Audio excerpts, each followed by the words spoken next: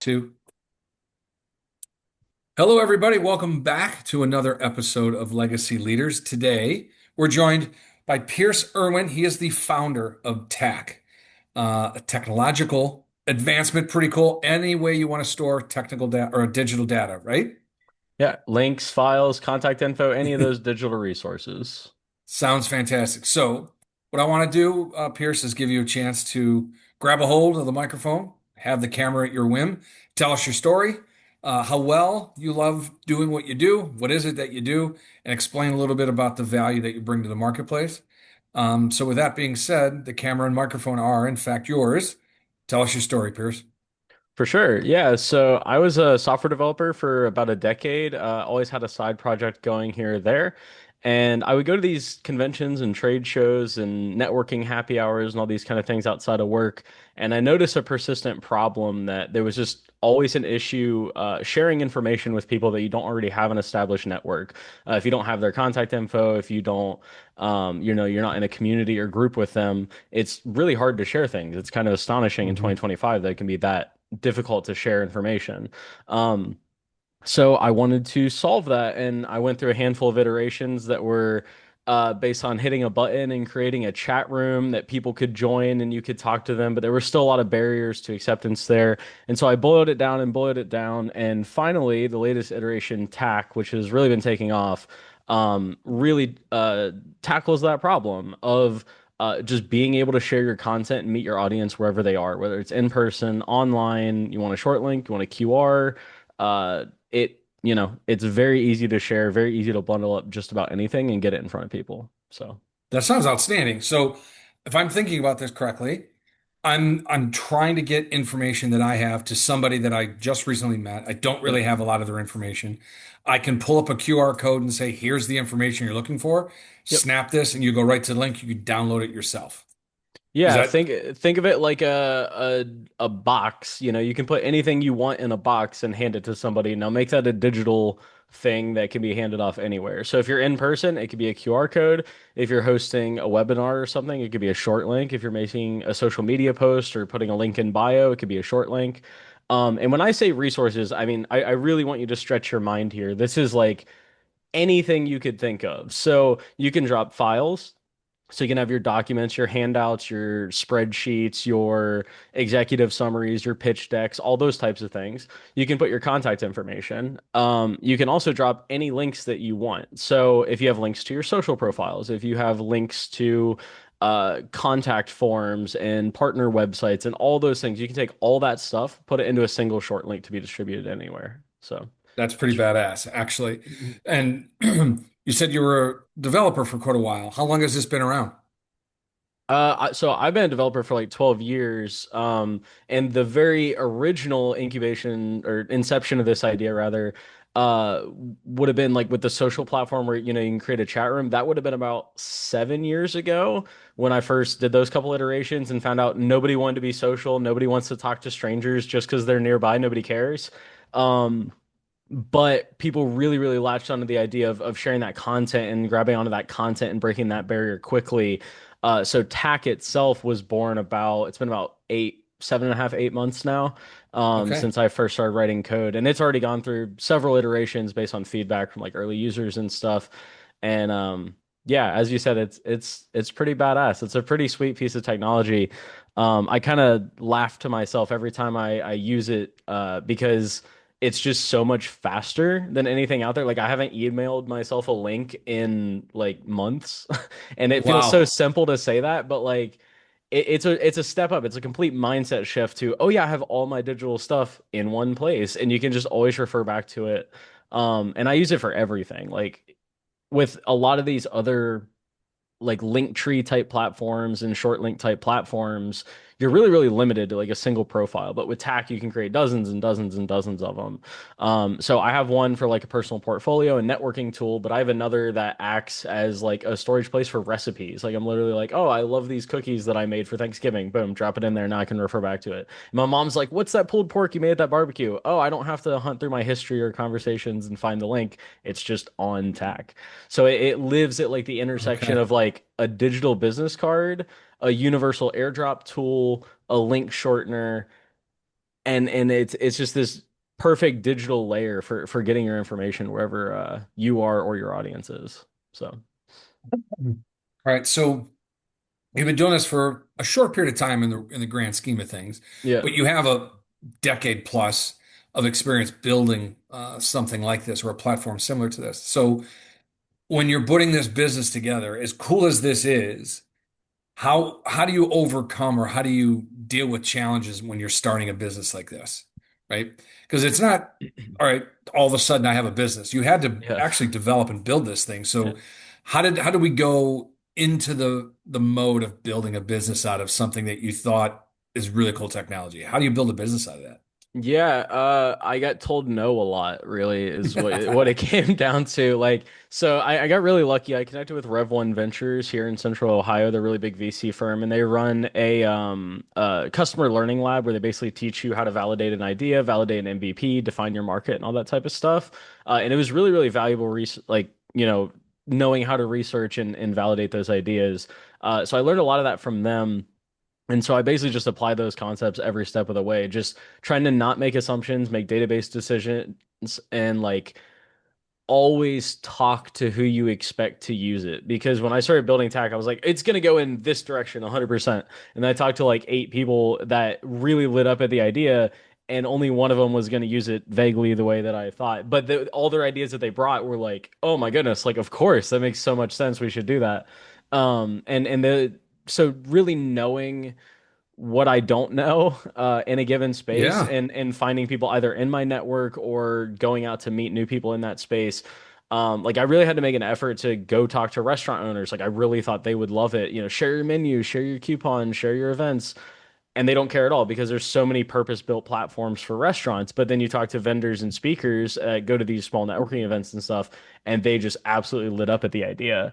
So it's just a matter of like going and asking the target person before you commit to building way too much stuff and just wasting a ton of time in a direction that doesn't matter. I think that's probably 90% of it, especially as an engineer, like being a career engineer. I want to optimize. I want to just add on features because it's cool and I have the ability to. Yeah. But like trying to, center that, keep it aligned toward like a business focus and like, does this actually, solve a problem for them? That was probably one of the biggest challenges, like a personal one, even more than bringing it to market. Was trying to shift from an engineer mindset to a founder mindset. So, Okay, that's one of the bigger challenges that I would imagine, or I could say from experience, most new business owners have. The biggest challenge going from I'm a really good technician, now I'm going to try to be a business owner. It's a yeah, very different thing. yeah, So when you're trying to live in the world of business ownership, you can't be an individual contributor. You can't be a technician. You have to think like a business owner and make decisions along that way. How was it for you to make that transition? I'm not saying, how long did it take you, but what yeah. was that transition like? Because that's one of the more unique transitions business owners have to go through. So I'm curious how that impacted you going from one side of the coin to the other. It was a constant battle. Yeah, Hmm. trying to shift and not make assumptions or build stuff because it's cool. But really, yeah, really just try not to make assumptions. That was probably like 90% of it. And honestly, the rest of it was shifting from a mindset of like, I have a list of tasks that are handed to me that are well defined to who knows what happens next. I guess I'm in Yeah. charge. So like it became a constant task to get myself back to center and be like, you have to keep researching, you have to look at your competitors, you need to go to these events, you need to talk to these people versus just writing another couple hundred lines of code.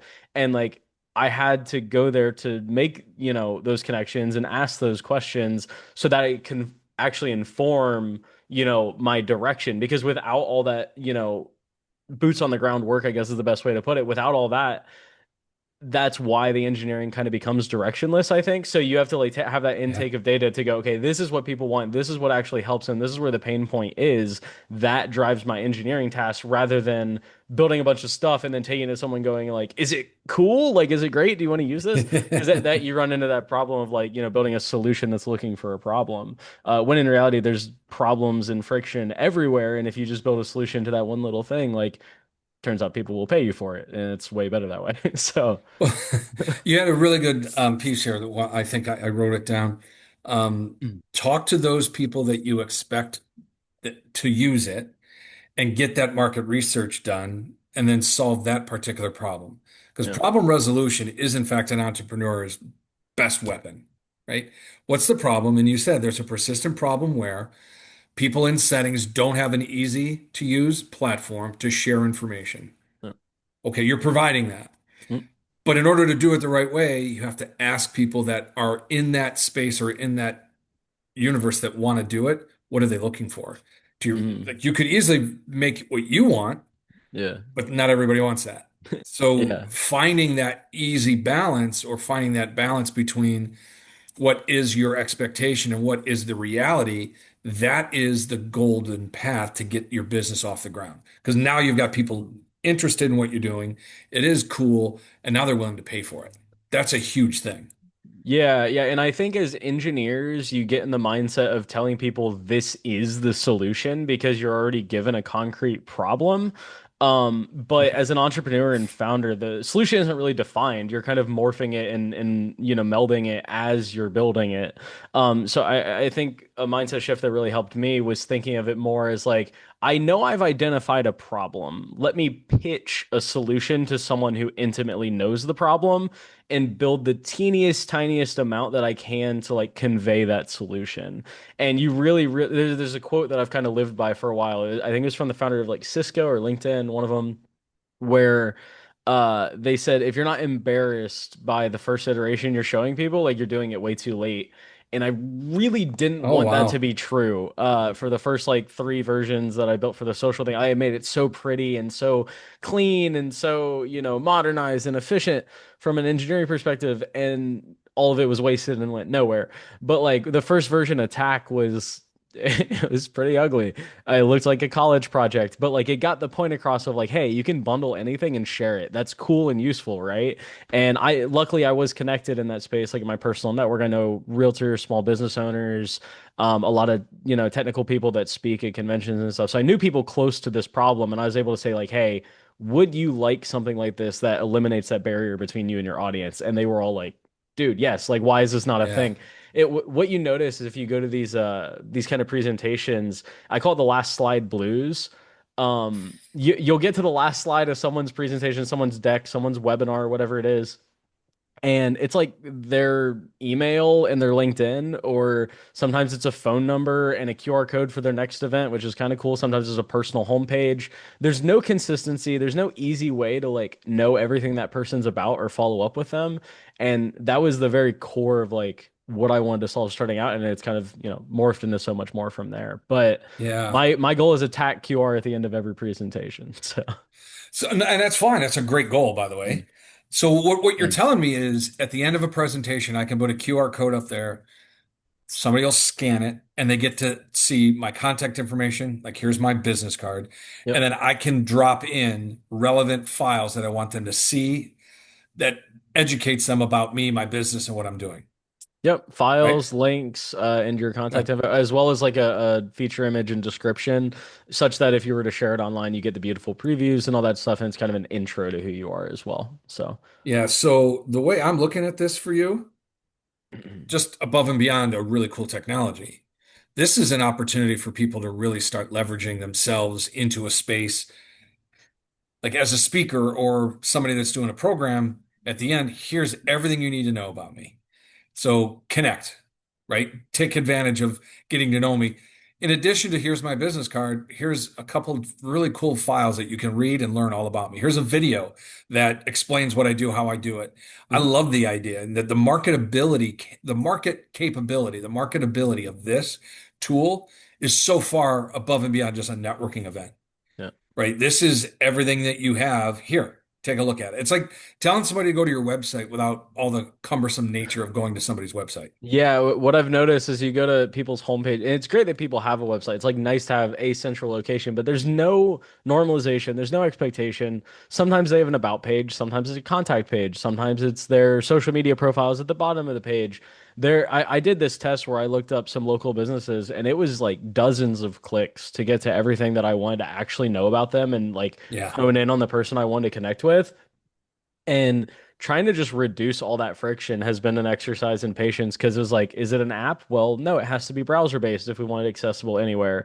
Well, there's limitations on what the browser can do versus what apps can do. How do we make it feasible at scale? What if someone gives a talk to 10,000 people and all of them download, 100 megabytes worth of files? I'm lighting money on fire for very little chance of revenue. How do we architect it such that that doesn't, burn money?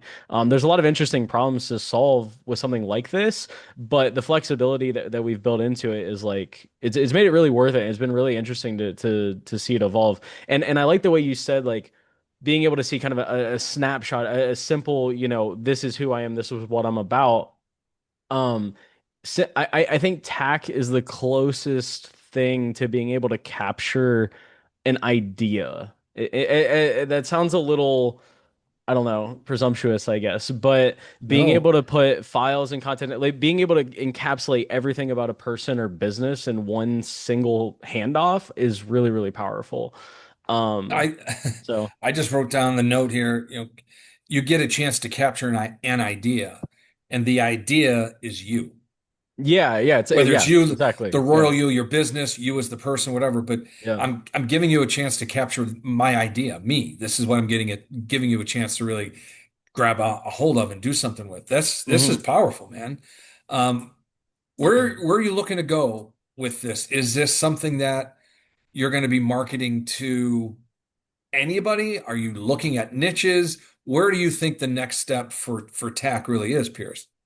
Yeah, so I'm targeting, I'm looking to talk to content creators and speakers and presenters, basically these people that are constantly putting themselves in front of audiences that change, but they're sharing, very similar resources time and time again. One of the really powerful things about TAC actually is kind of a convenience thing built for them, is once you've bundled everything into the link, that link never changes. So you can update the content at any time, way simpler than any sort of like website builder, even like the no code or like WordPress platforms. This is like dead simple to drag and drop, put stuff in, make changes from your phone. And because that link never changes, you can be like, oh no, I forgot to put this link in this file in my presentation. You can do it from your phone backstage 2 minutes before you go on, Hmm. and it's already in your deck because the QR code is persistent. So it becomes this like breath of fresh air of like everything you need. You don't need to remember where it is. You just go to Tech. You don't need to think about how to share it or, is that person on Android? Was that on Google Drive? It doesn't matter. Just use Tech. Like there's so many places where you go like, ah, that's nice. That makes that really easy. And so I would love to see it evolve into this like gold standard of when I go to a Yeah. large event, like what's your tack? Can you just tack that to me? Can you bundle those things in a tack and send it over? Like I think that it has that potential to kind of own the digital handoff space in a way that nobody's really ever done, even the other digital business card and Linktree tools. The flexibility really sets it apart. Yeah, Um, the idea of what you've just described is, heck, can you tack that over to me? As an individual, I could, again, I'm going back to the idea of me. I yeah, have more than one idea throughout the course of the day. So I yeah, could have different tack bundles that represent different ideas under one umbrella that is me. yeah, So if I have one one idea bundle and it's introduction to Scott McMeans and action coach. That's one tack link, or right. And then the next one yeah. is here are homework assignments. Here is information about books I like you to read. Like I could really disseminate what is it that I want you to see based on my tack handle or my code. Is that correct? Yeah, so you are kind of removed from the equation in most cases. So each tack is the short link, is the QR code, is that bundle of links. But it's not tied to like your username as a tack user or something, at least not publicly. Okay. So the only thing that would be connected would be like your contact info where you designate like this particular tack as your portfolio or networking one, but that's kind of on you to decide. It's really even more genericized than that, where you can bundle up anything about anything and share it with somebody, and they may not even know that it's tied back to Scott the person. You could say this is the public facing piece for Action Coach, or this is the presentation Okay. bundle that I want to share for a webinar that I'm doing. And I'm working on more like profile based features and building out leaderboards and kind of showing off, what is the top tack for learning such and such material, or the top tack for, recipes or restaurant recommendations, whatever it is. Right. Anything that someone's an expert in, I want to integrate, being able to vote on that and show those things as it kind of grows, but a lot of that content isn't there. So we want to introduce that as it evolves. Okay. Um, there's one other really powerful piece that hasn't been mentioned yet, actually. Um, is that Tack also integrates with like CRMs and stuff like that. So Okay. as a presenter, as someone running a meetup or webinar or something, if people go to their Tack and they hit a button to exchange their contact info, they basically get a form to just drop their info off. Think of it like the digital version of business cards in a goldfish bowl, where every Hmm. presentation you do becomes a contact, vacuum for everyone that wants to share their info with you and connect with you, like literally on the spot while you're still on stage, while you're still in the call. Um, and then that can all be dropped directly into a CRM. You can view it all within Tack, etc. So it's really designed at every layer to just eliminate friction for what I expect those people in that space to be doing, whether it's networking, sharing resources, etc. Okay. So by eliminating the friction of networking, we're making it easy for people to connect, have conversations, build relationships, and ultimately form new business partnerships or relationships that last beyond the business relationship. That's perfectly fine. Yeah. This is unreal, and this is something that I think is going to be pretty special. The way you said, I just tack it over to me, like that's now become or will become a verb, just like Google had become a verb, right? So when you're looking at this, as you're building this up, what is like you've talked about some of the challenges in that, but what would you say is a lesson that you've learned over the years putting this thing together that you really think other business owners need to pay attention to so they get a chance to learn it without having to go through the headache that you did? Is there something that sticks out for you? Um, just it's honestly kind of an old adage at this point, but I can't agree more with it. And I think it was the most impactful thing that I adopted was just like fail really, really fast. Mm, Build the tiniest amount based on the feedback you got, get it back in front of people, really make the effort to, constantly connect with them. And I don't want to say be annoying, but like be very available and, check in on them, let them know when there's an update. Hey, here's this thing you requested, because just doing those small things has netted so many like extra conversations where I got a piece of feedback where I'm like, oh yeah, we need to include that part. Like that's going to be awesome, as part of our whatever set of features we're launching like in the spring. And I can tuck that away and make that note. And I never would have like thought of that because I just don't have their perspective. So no yeah, assumptions, data-driven assumptions, and building the tiniest amount that you need to like solve the most recent feedback has been really the most impactful for me. I love that. It's funny. I talk about this quite a bit. Is I don't like to use the word fail because it's obviously a negative connotation. But Yeah. people say I fail forward all the time, and I like to change their mindset around and say, you didn't fail. You learned through the lesson, and let's think about it that way, right? So learning through the lesson faster than what you might expect is really a good thing. And Yeah. the other part that I really like what you said was if I'm failing or if I'm learning, I need to do that really fast. But also, I need to make adjustments faster than the way I learn so I can get back in front of people and say, thank you for the feedback. I made the change. What do you think now? Because that connection, that relationship that you're building from the ground up, they're getting a chance to feel as if they're contributing to your success by making sure you're getting new feedback. And if you wait an extended period of time, well, then people don't care about you anymore, right? So if you make those Yeah. changes rather quickly, one, it shows you're flexible, you're responsive, and you can do things rather quickly, but also shows that you're asking for their feedback because you valued it. And I think that's a really good way of starting and continuing a solid relationship, whether it's personal or professional. That's a great way to do things. Awesome.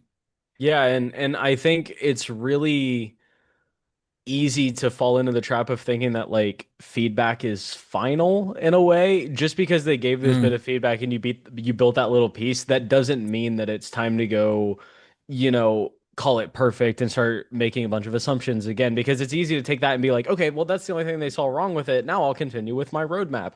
Like, let those people who are adopting it drive the roadmap, because it's so easy to get off base and go down, especially as an engineer. You're like, oh, well, here's an optimization opportunity and here's this. And then all of a sudden you've spent, several days building more kind of neat stuff, but you still haven't built that one piece that somebody Hmm. requested, that said, they said it was the blocker. Like, yeah, after you build that, like, I'll literally pay you because it'll be better than what I'm using right now.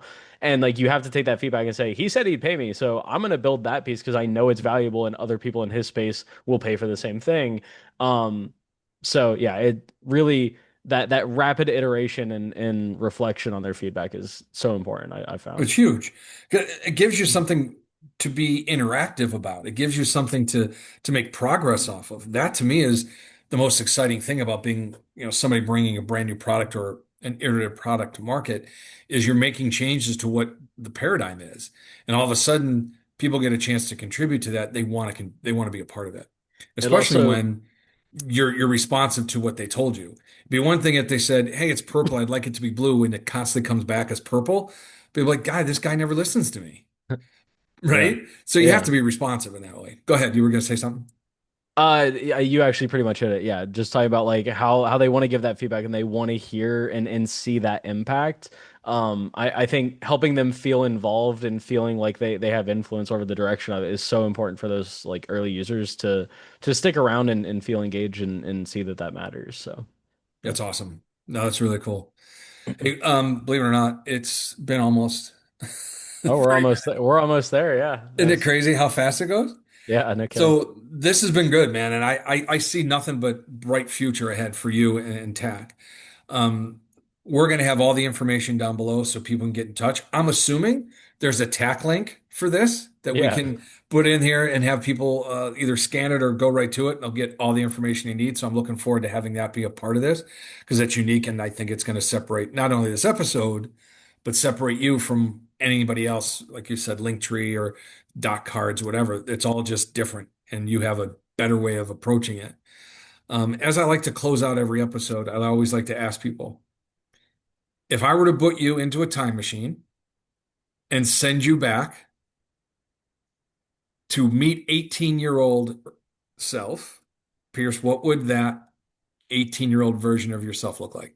it'd be What would like that a conversation be like? If it'd you had a be a conversation with 18-year-old self, what would it be like? It'd be a 4 second conversation where I'd say, "Yo, go buy Bitcoin." All right, have a good one, man. See ya.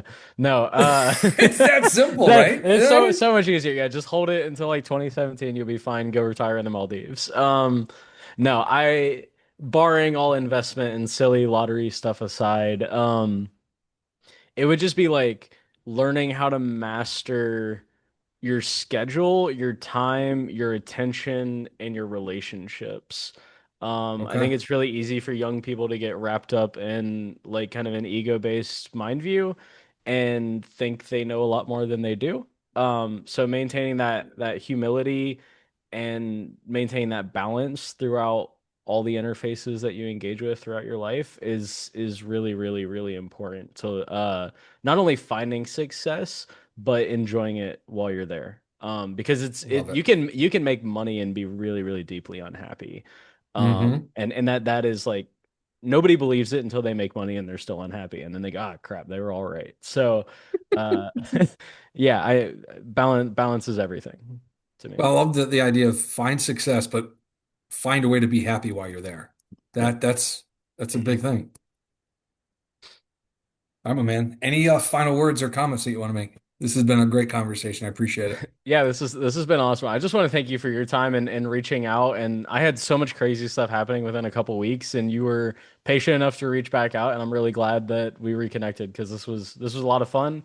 I hope anybody who watches this, listens to this, gets some really good value out of it. And take the plunge, dive into Tack, and you may be surprised in the ways you can apply it in your life and in your business. And I'll have all my contact info and the links that I dropped in the chat here. I'm sure Scott will share those. So feel free to reach out with any questions, concerns, Absolutely. bug reports, anything that breaks, let me know. So There's no bugs. There's no bugs. Just opportunities to be better. only unexpected features. No. That's there you go. Perfect. Well, thank you so much, Pierce. This has been great. Yeah. Catch everybody on the next episode of the Legacy Leaders. Thanks so much. Thanks. Appreciate it.